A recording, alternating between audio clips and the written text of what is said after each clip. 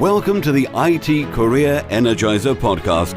For anyone who wants to build and grow a career in IT, develop and improve your strengths and skills, be inspired and motivated by the successes of others, manage your career progression, and achieve your IT career goals. And now, your host, Phil Burgess. Welcome to episode 121 of the IT Career Energizer podcast. My guest on today's show is an internationally recognized software architect and Agile-transformation consultant. He's worn every hat from CTO to grunt-programmer and is an expert-level programmer in many languages. He is also an international speaker and a widely published author, having written 10 books and hundreds of articles. So welcome to the IT Career Energizer podcast, Allen Holub. Hi. Hi, Allen. So I really wanted to get maybe a little bit more about your background. Obviously, that's a very brief introduction. So could you possibly expand on that and tell us a little bit more about what you do? What I do is a perennial problem, is that people ask me that at parties, and I have no idea how to answer that because it's a complicated mess of things, which it's a career that ought to have a name, but it doesn't. I know lots of people that do the same thing, but we're all in the same problem. So on one hand, what I do is I help people get better at making software. I used to categorize that in terms of lean and agile process, but agile has turned into this hideously unhelpful word that doesn't mean anything at all like what the original creators of the Agile Manifesto thought it meant. So I'm not using that word anymore. I just talk about getting better at making software and improving organizational effectiveness and that sort of thing, and just leaving the whole word agile out of the picture entirely.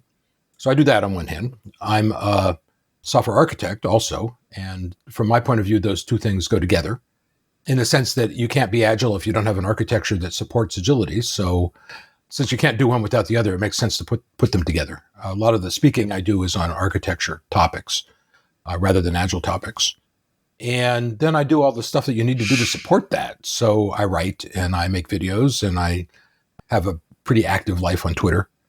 So I don't know. I'd like a word that puts all that in one place, but I don't know what that word would be particularly. I've been doing it for a long time. Is that I started out long ago, right after I got to school, doing robotics. In fact, is that I was building hardware. And in order to do that, I had to write the software that was needed to get the hardware to work. And by the time I had written a couple of compilers and a complete real-time operating system and the front end that ran the machines that I was working on, I was a software guy rather than a hardware guy. At least people wanted me to do the software instead of the hardware, and things sort of evolved from there. So for you, though, it's presumably about the whole sort of engineering process. So ignoring the word and the term agile, it's all about delivery and how you go about doing it. It's about delivering something valuable to your customers. Certainly delivery is a component, right? If you're not delivering, you're not doing anything useful at all. So it's one of the things that people get wrong when they do some of the agile things like Scrum, is they think, well, Scrum means we deliver every 2 weeks. Or even worse, you'll say, well, we sign off at the end of our sprint with stakeholders, but we only give releases out every 6 months. And I see that as extremely dysfunctional, is that delivery is the most important piece. But in order to deliver, there's a lot of stuff you have to do, right? There's a lot of things that control the way that the organization works, everything from DevOps to the way people interact with each other. People often don't focus on that enough. You look at people in some of the companies I've worked with, at least, and all they're interested in is productivity, whatever that is. And they focus on kind of metrics that don't really mean anything and all of the stuff that really doesn't have anything to do with getting something valuable into your customers' hands. So I focus on that. I focus on how to do that, figuring out what's valuable and how to get it into people's hands as quickly as you possibly can. Indeed. So, I mean, one of the things I saw when I was doing a little bit of background and research, I know you did a presentation about estimation and the value of estimates. So, well, the lack of value of estimates is the opposite. Exactly. So could you maybe give us maybe obviously a bit of a summary insight into your views around estimation? In the context of a software shop that is agile with a lowercase a, in the sense of being very flexible and nimble, you can't decide in advance what you need to build because you don't know what you need to build. In other words, you learn what you have to build as you build it. So at the center of most of the so-called agile processes, when they're done right, is this notion of a very, very fast delivery cycle where you figure out what you need to build next, and then you build it, and then you get into the user's hands, and then you get some feedback, and that feedback tells you what the next thing to do is. And that whole process might take a couple days. It might take a couple hours. If it's taking a couple weeks, it's way too long. And if it's taking months, it's unusable. So in the estimate world, that whole thing is based on having this long-term plan that you're trying to estimate way out into the future. And in a world where you have very short delivery cycles, you just can't do that, right? There's nothing to estimate. So the whole no estimates movement is built on the idea of, instead of estimating, what we're going to do is focus on delivering the most valuable thing that we possibly can in the next iteration. Which is not to say you don't have any metrics at all, is that there are things that you can keep track of in order to make projections about where you're going to be at some point in the future. A lot of those tend to be lean metrics like throughput and cycle time and that sort of thing. So you're projecting, but you're not estimating in the sense of coming up with a long-term plan and figuring out what tasks are involved in implementing that plan, and then figuring out how long the tasks are going to be, and then summing them up. Is that there's no point in doing that if you don't know in advance exactly what you're putting together. In the Agile world, estimation has never really been a big part of Agile, but one of the things that you see in dark Agile and the sort of fake Agile that is dominant now is this strong emphasis on velocity and story points and just all this craziness, which has no real value in any kind of business sense. So the whole no estimates movement is about trying to get rid of that and replacing it with planning, but planning that's not based on estimating tasks, planning that's instead based on lean-ish kinds of things, like on average, how long does it take for you to implement a story, without paying attention to what the story is, right? You're not analyzing the specific work, you're just analyzing work in general. So taking a task and saying on average, it would take this long to do that. Right. That's kind of worthless in my mind. I don't see any point in that. So Alan, can you perhaps share with us a career tip, one that maybe the audience doesn't know and should? That's a good one. As I said, I'm a consultant. I'm an independent.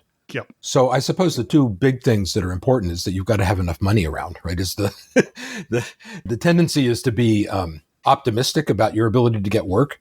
And I've been doing this for a long time, and my income goes way up and way down over the course of the year. By the end of the year, it's fine, but cash flow is a constant problem for consultants. So if you don't have about 6 months of cash sitting around, there's too much stress in the lifestyle to make it worth doing, right?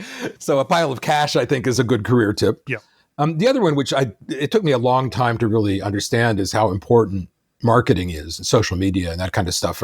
For a long time, work just kind of fell out of the heavens like manna, and that doesn't happen anymore. I have to actually go out and get it.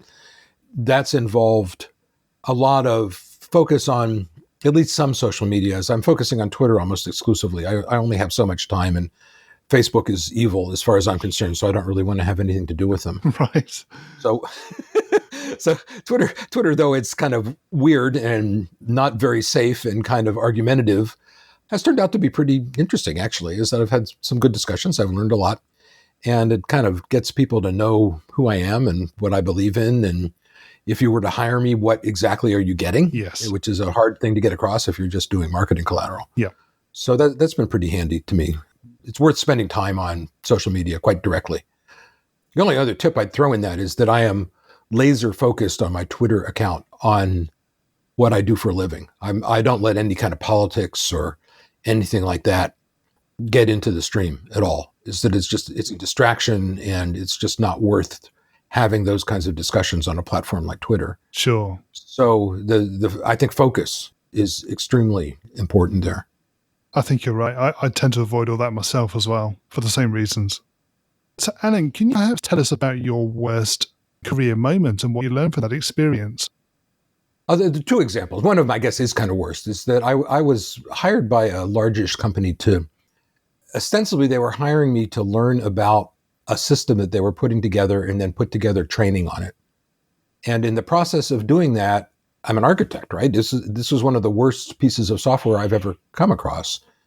And the people who were working on it fell into two camps, one of whom agreed with me and the other of whom were like, glassy-eyed Moonies, right? As they were, they thought this was the best thing since sliced bread. And I kind of felt obligated in that situation to just write a letter to the CEO of the company and saying that this is awful, right? You keep investing in this, it's just money down a hole. You really don't want to be doing it.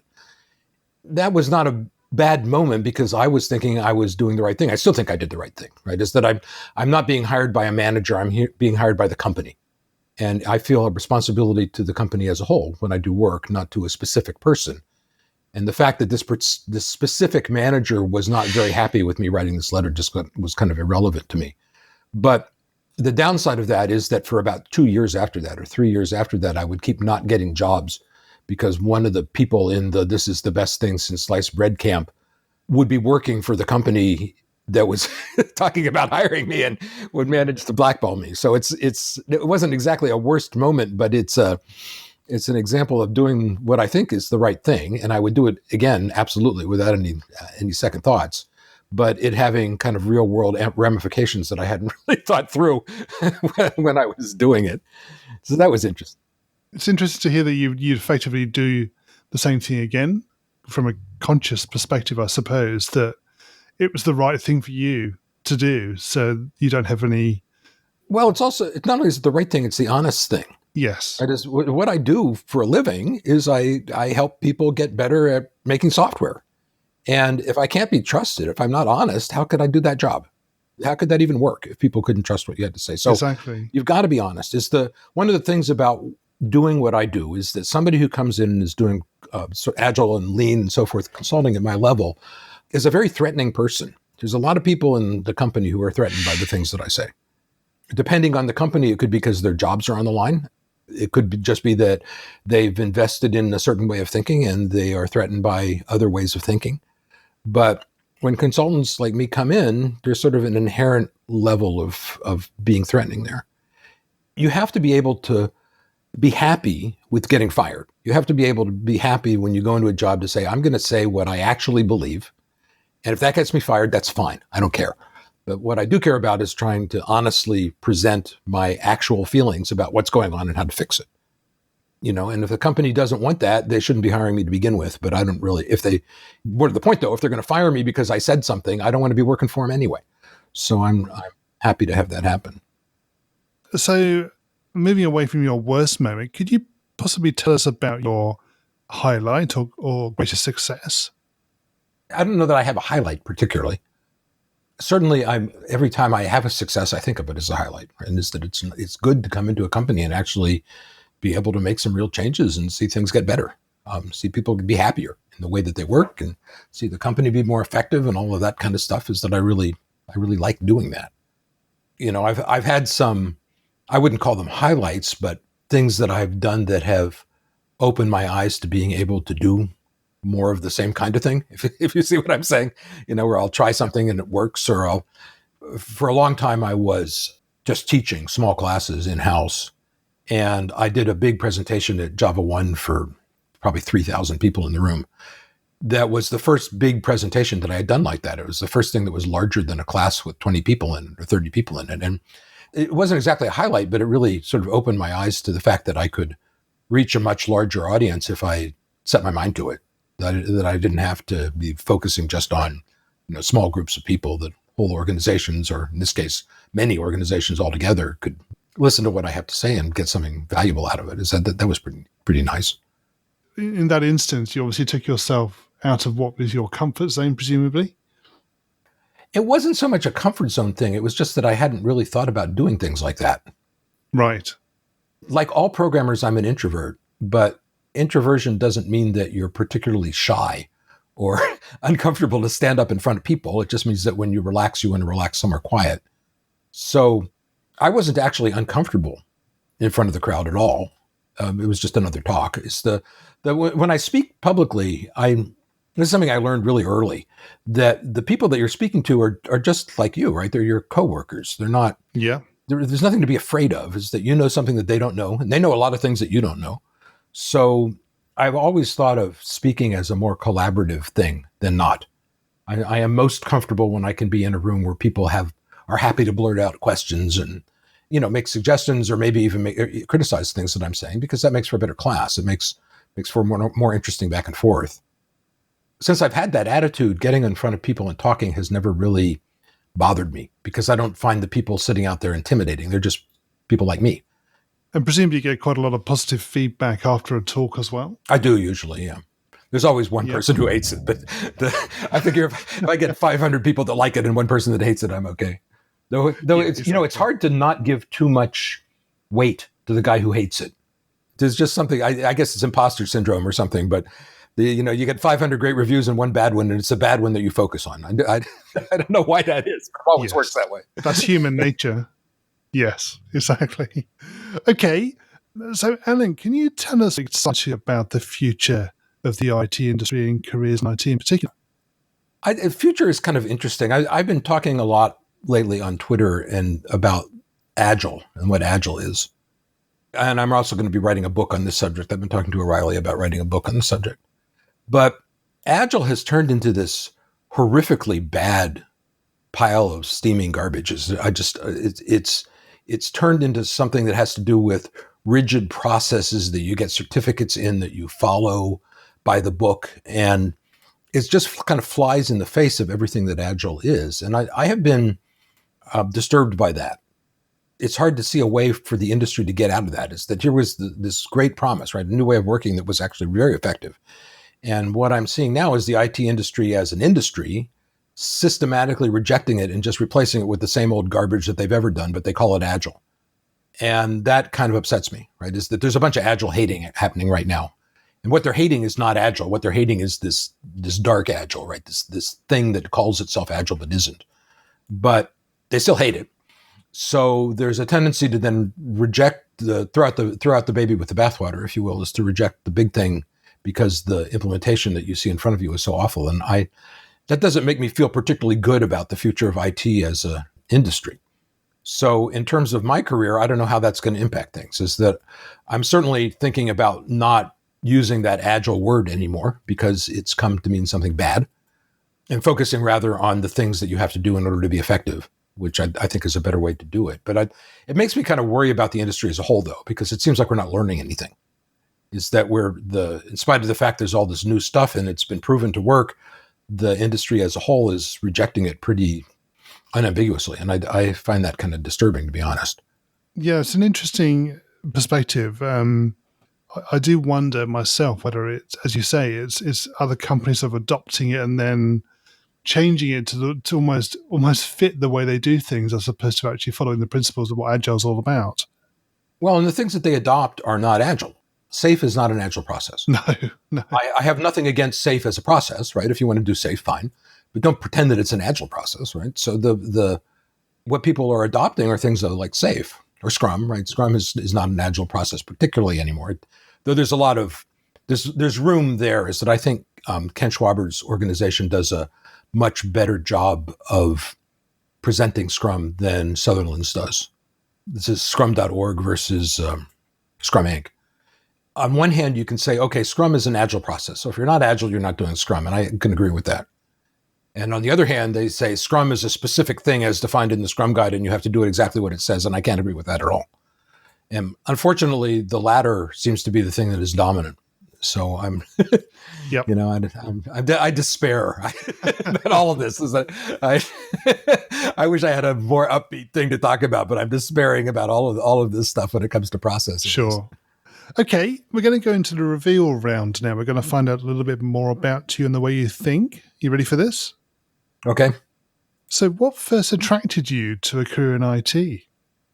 I actually started out learning computers because I was a musician, and I wanted to learn how to build my own electronic instruments. So that was the thing that attracted me first. Then once I got out of school, of course, I couldn't get a job doing that.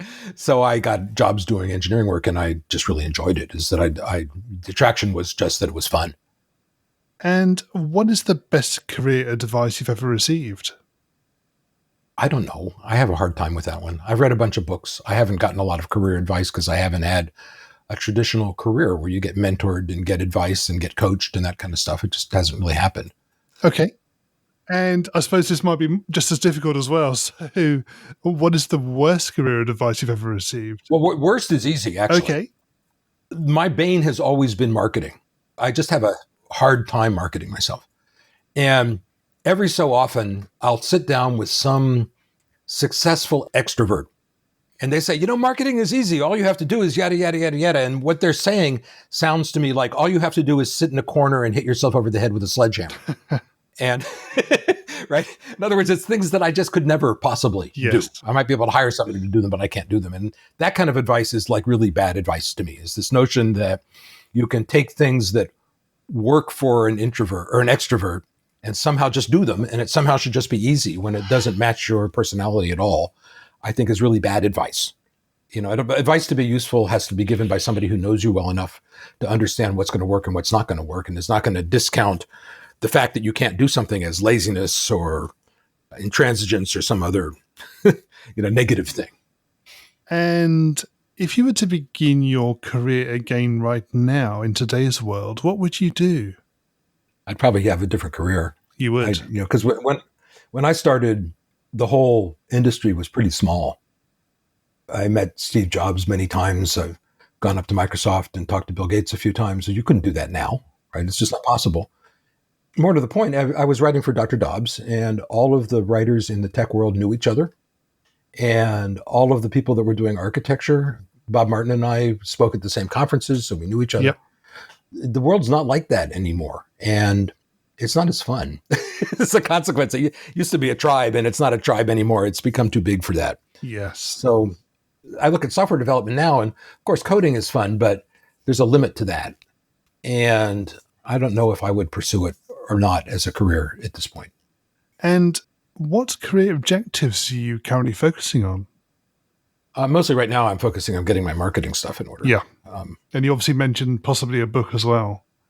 Yeah, but I've got like a dozen of those. So right. It's yet another book. I don't have high hopes for a book. It's a lot of times when you read a book on career advice, right? Somebody says, write a book, right? As if that's going to do anything. And writing a book gives you some visibility, which is good. Yep. And it allows you to be an expert in a way that people can verify because they can read the book and say, yeah, I agree with this. But it doesn't actually get you any work. No.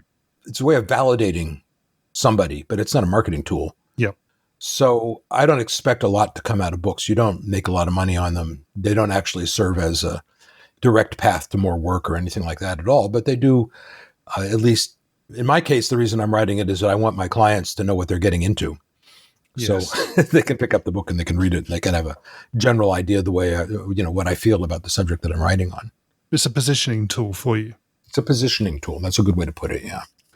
Okay. And what's the number one non-technical skill that has helped you in your career so far? Writing. Yeah. That's easy. I have a double major. Instead of having a typical bachelor's, master's things, I did 2 bachelor's degrees, which is kind of an odd approach, but it's what I ended up doing. But anyway, so I have degrees in computer science and also medieval history. And I learned how to write in the history department, and that has been a skill that has been extremely valuable to me through my entire career. Yes.